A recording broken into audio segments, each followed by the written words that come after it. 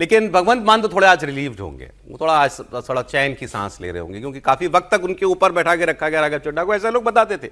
अब राघव चड्ढा का इस्तेमाल पंजाब में तो सर खूब होगा, अगले साल चुनाव है, निश्चित रूप से होगा। और देखिए आम आदमी पार्टी की अगर अभी लोकसभा में स्थिति देखिए आप, तो राज्यसभा में 10 सांसद हैं इनके, 3 दिल्ली से है, 7 पंजाब से है, और लोकसभा में राज्यसभा में 10 है, लोकसभा में 3 है इनके पास।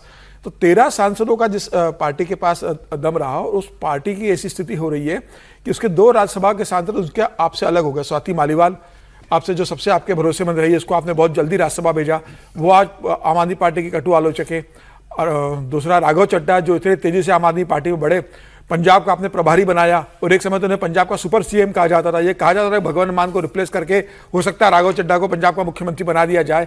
पूरी पंजाब की सरकार राघव चड्ढा चलाते थे।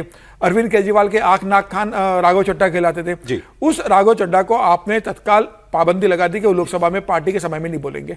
लेकिन क्या राघव चड्ढा ने एक भी ऐसा बयान सोशल मीडिया पर, सार्वजनिक जीवन में, पार्लियामेंट के अंदर या पार्लियामेंट के बाहर ऐसा बयान दिया जो पार्टी की गतिविधियों के खिलाफ हो, पार्टी को असहज करने वाला हो?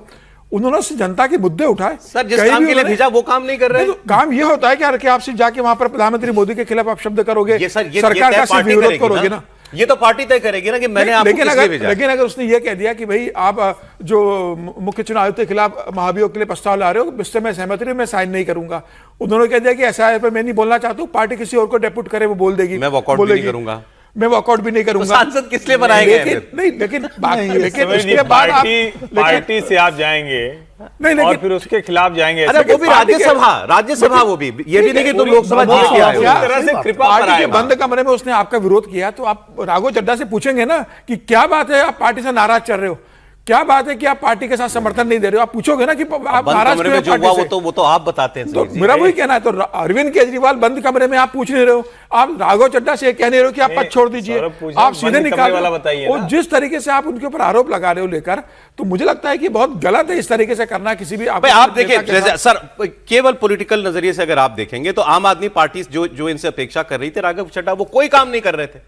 अब ये कह देना कि भाई ठीक है राघव चड्ढा ने कुछ खिलाफ तो नहीं किया, वो अलग बात। आपको इतनी बड़ी पोजीशन पर अगर पार्टी तो आप पार्टी से इस्तीफा राघव चड्ढा से कहते थे कि आप राज्यसभा से इस्तीफा दे दो, हम आपको हटाना चाहते हैं।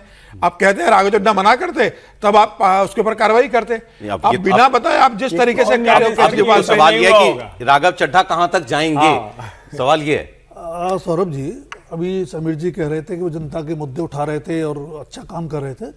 देखिए, उनको राज्यसभा में जनता ने नहीं भेजा, आम आदमी पार्टी ने भेजा है। आम आदमी पार्टी के मुद्दे उठा रहे थे, अच्छी बात है, आम आदमी के मुद्दे उठा रहे थे, आम आदमी पार्टी के नहीं उठा रहे थे। और जैसा आपने शुरू में बता दिया कि किस तरह से धीरे धीरे वो संकट काल में आम आदमी पार्टी से दूर चले गए, तो ये तो समझ में आता है कि आम आदमी पार्टी से उनका रास्ता अलग हो गया था।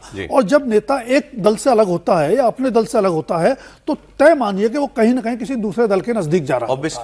इसलिए आश्चर्य नहीं होना चाहिए कि आने वाले दिनों में राघव चड्ढा बीजेपी में शामिल हो जाए, और बीजेपी के लिए उपयोगी भी हो सकते हैं। पंजाब के चुनाव में खासतौर पर एक साफ सुथरा चेहरा है, सेलिब्रिटी हैं, और उनकी पत्नी फिल्म अभिनेत्री भी हैं। लेकिन एक बड़ा संकट जो मुझे लगता है, राघव चड्ढा को तो बहुत कम उम्र में बहुत कुछ मिल गया। पहले विधायक थे, फिर राज्यसभा के सांसद बन गए, और राज्यसभा का सांसद होने के अलावा पंजाब में सुपर सीएम की भूमिका भी उनकी रही। लेकिन अरविंद केजरीवाल को यह विचार जरूर करना चाहिए कि राघव चड्ढा पहले व्यक्ति नहीं है जिनके साथ इस तरह की असहज स्थितियां पैदा हुई हैं। अन्ना आंदोलन के जो उनके साथी थे और आम आदमी पार्टी में जो संस्थापक सदस्य थे, एक एक कर बड़ी लंबी फहरिस्त है। कुमार विश्वास हैं, प्रशांत भूषण हैं, योगेंद्र यादव हैं, तो एक ये लिस्ट लगातार लंबी होती जा रही है। और अभी जो पहले बात हुई, और इनमें से क्या पता किसी को राज्यसभा मिल गई होती राघव चड्ढा की जगह, तो वो नहीं जाते। वो एक अलग सवाल है कि आप फिर जब आपके पास मौका आया लोगों को कुछ देने का, जो दिल्ली से बाहर के लोग थे, जो दिल्ली में राजनीति नहीं करते हैं, तो भी आपने बाहर से दूसरे लोगों को ला करके, और उसमें भी कंसिडरेशंस को लेकर कई बार सवाल उठते हैं। आपने राजनीतिक लोगों को मौका नहीं दिया, अपने दल से जुड़े हुए लोगों को मौका नहीं दिया, जो अपने निष्ठावान साथी थे उनको मौका नहीं दिया।